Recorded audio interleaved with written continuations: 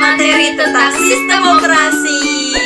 Sebelum kami menjelaskan materinya, kami ingin mengingatkan bahwa kasus COVID-19 semakin meningkat, maka kita harus jaga kesehatan kita. Kalau ingin keluar-keluar harus menggunakan masker.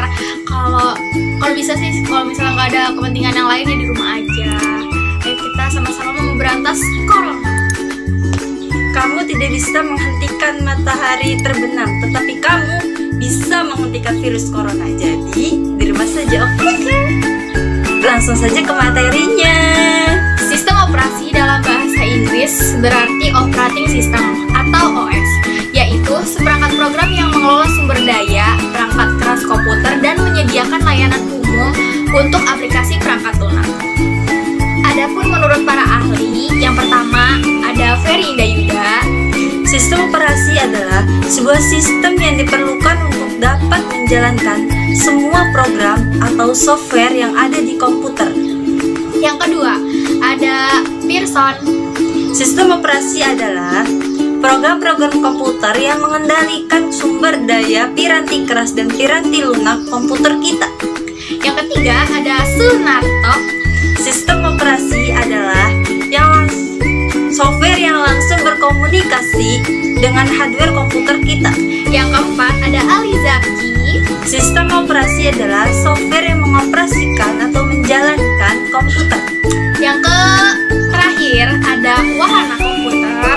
Sistem operasi adalah software pada lapisan pertama yang ditempatkan pada memori komputer pada saat komputer dinyalakan. Sistem operasi juga memiliki tujuan sistem, yaitu dari sudut pandang pengguna.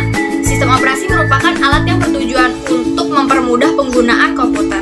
Dan ada juga dari sudut pandang sistem komputer, sistem operasi dapat dianggap sebagai alat yang bertujuan menempatkan sumber daya secara efisien atau resource allocator.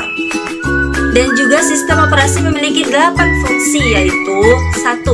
Resource Manager, mengalokasikan sumber daya. Maksud sumber daya di sini adalah hardware seperti memori, CPU, printer, disk drive, dan perangkat lainnya.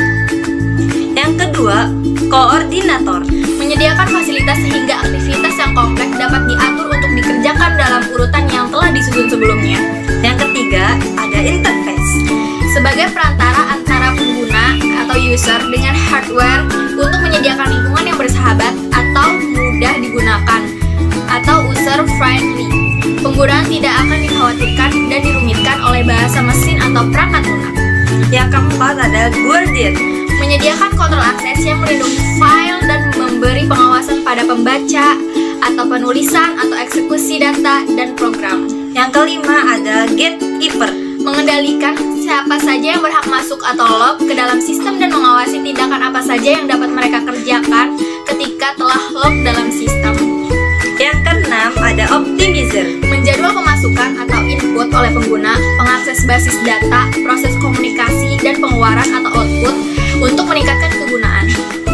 Yang ketujuh ada Akuntan, mengatur waktu CPU atau CPU time, penggunaan memori, pemanggilan perangkat atau I/O, masukan atau keluaran, disk storage, dan waktu koneksi terminal. Yang kedelapan, yang terakhir yaitu ada Server, untuk menyediakan layanan yang sering dibutuhkan pengguna, baik secara eksplisit maupun implisit seperti mekanisme akses file.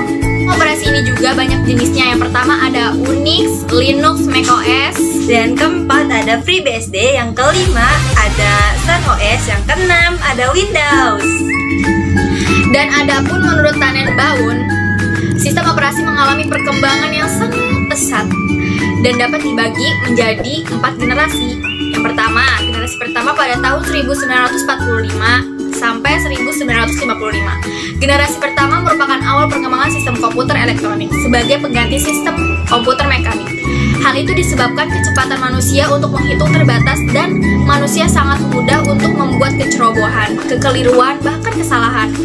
Pada generasi ini belum ada sistem operasi, maka sistem komputer diberi instruksi yang harus dikerjakan secara langsung. Yang kedua, generasi kedua pada tahun 1955 sampai 1965. Generasi kedua memperkenalkan batch processing system, yaitu job yang dikerjakan dalam satu rangkaian, lalu dieksekusi secara berurutan. Pada generasi ini, sistem komputer belum dilengkapi sistem operasi, tetapi beberapa fungsi sistem operasi telah ada. Contohnya, fungsi sistem operasi ialah FMS dan IBSYS. Generasi ketiga pada tahun 1965 hingga 1980-an. Pada generasi ini, perkembangan sistem operasi dikembangkan untuk melayani banyak pemakaian sekaligus, di mana para pemakai interaktif berkomunikasi lewat terminal secara online ke komputer. Maka sistem operasi menjadi multi-user, digunakan banyak pengguna sekaligus dan multi-programming atau melayani banyak program sekaligus.